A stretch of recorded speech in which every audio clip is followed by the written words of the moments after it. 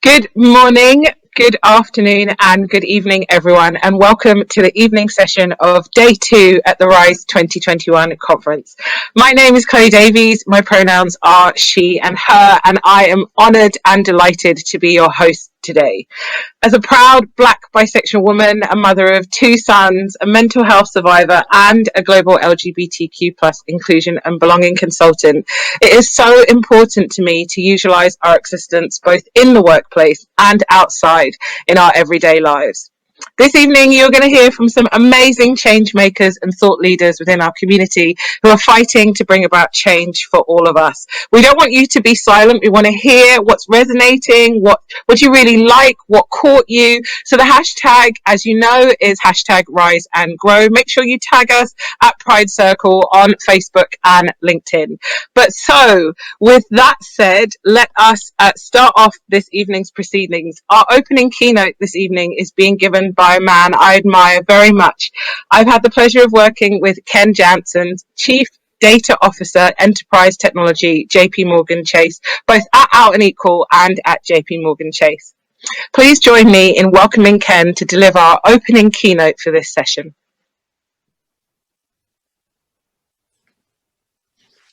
Hello everyone, and thank you so much for joining this session. My name is Ken Janssens, and my pronouns are he and his. I'm the Chief Data Officer for Enterprise Technology at JP Chase, and I'm also the Chair of the Board for Out and Equal. Out and Equal is a non-profit organization that has been focused on LGBT+ inclusion in the workplace for the last 25 years, and hopefully an organization you've come across through their annual India Forum. I've been with JP Chase for 23 years. In that time, I've lived and worked in the UK, US, Japan, and Brazil. And I was born and grew up in Belgium. So my story is a global one. I came out of the closet when I was 19, when I was in my second year of university in Brussels in Belgium. I knew of no other openly gay person in my university for the whole 4 years I was there. When I joined JP Morgan in London upon graduating, I initially went back in the closet. I thought it was not something I could be open about, something that would damage my career. But after 3 years, I realized that working as hard as we do at JP Chase, it's very hard to give the best of yourself if you have to conceal an important part of who you are. And I felt emboldened because a gay and lesbian group just got started up at JP Morgan in London.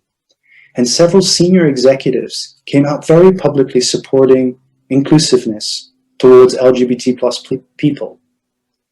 Still, it took courage. That was 20 years ago. And I'm very happy to say I not once regretted it, nor did it damage my career. In fact, I firmly believe bringing your authentic self to work makes you even more productive, and can even benefit your career because your peers will see you in a new, perhaps even courageous light.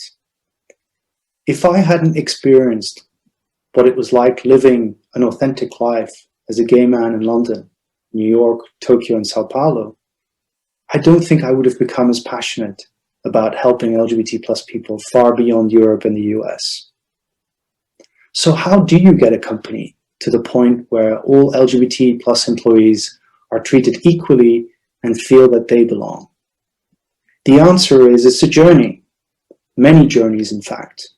That is because every country that a company operates in has a set of circumstances that will lead to a different level of maturity. At JP Chase, this is something we carefully track across the nearly 40 countries where we have members of our LGBT+ ERG. Every quarter, we evaluate each country against 10 dimensions. Do we have a local LGBT+ ERG? Do we have local and visible gay, lesbian, bisexual, and transgender role models? Do we conduct any LGBT+ sensitivity training on the ground? Do we offer LGBT+ medical benefits such as gender reassignment surgery? Are local employees able to identify as LGBT+ through our global HR system? Do we take part in any LGBT plus job recruiting events? Have we received any local recognition for our efforts to advance LGBT plus inclusion? Do we have any local LGBT partnerships?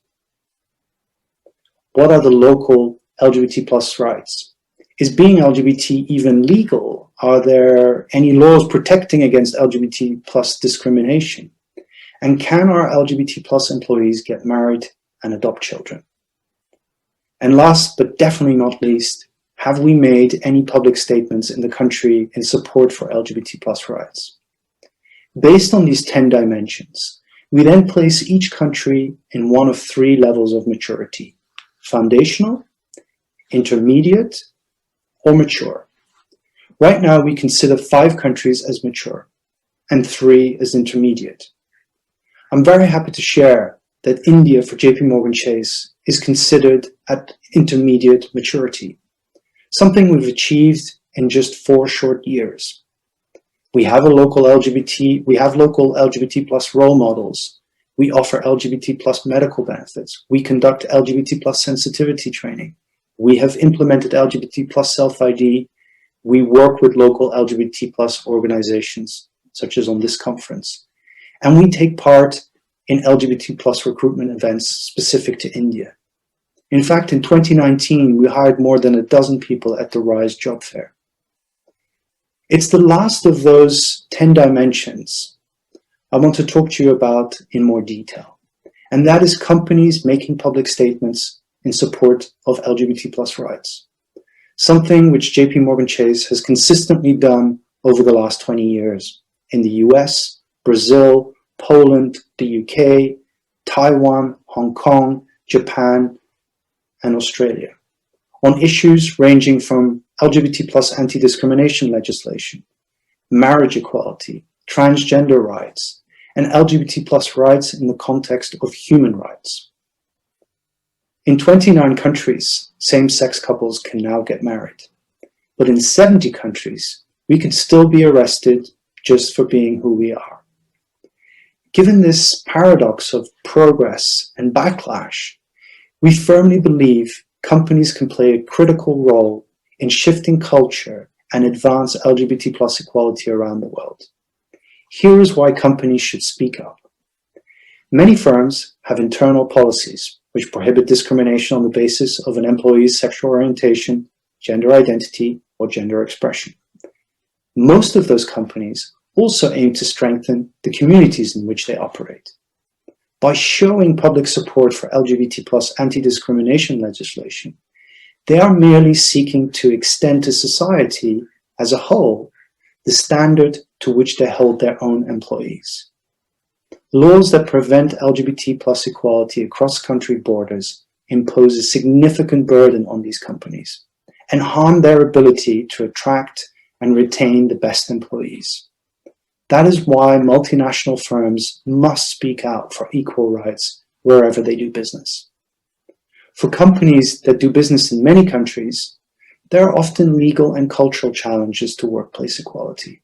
After all, how can a worker in a country where being LGBT plus is highly stigmatized or even criminalized be equal with a colleague at that same company who lives in a country with marriage equality and is legally protected against workplace discrimination? It's not surprising that multinationals have become important bridge builders, given their unique perspective on the global landscape. And with an estimated global LGBT plus population of more than 500 million people, that is a lot of lives that companies can impact for the better by speaking up for LGBT plus rights. Welcoming LGBT plus employees into the workforce is one of the great business success stories of the last 20 years. And today, some of the most powerful and vocal advocates for LGBT plus equality in the world are multinational firms. Whatever may happen in domestic politics, business leaders are prepared to stay the course, continue to welcome LGBT plus people into the workplace, and support our LGBT plus colleagues and their loved ones around the globe. Our world is stronger and more just when we treat all people equally under the law. Focusing on those living outside of the LGBT plus inclusive cities of the world is a passion of mine. But this 2-day conference is about igniting your own passion and then bringing back that fire and energy back to your workplace to make a difference. We must take these 2 days and ensure the impact is reached far beyond just this virtual room or just your own career paths. It is my hope that one of the things you will walk away with is a commitment to make progress against one of those 10 dimensions for your company and build a more equal workplace. Thank you.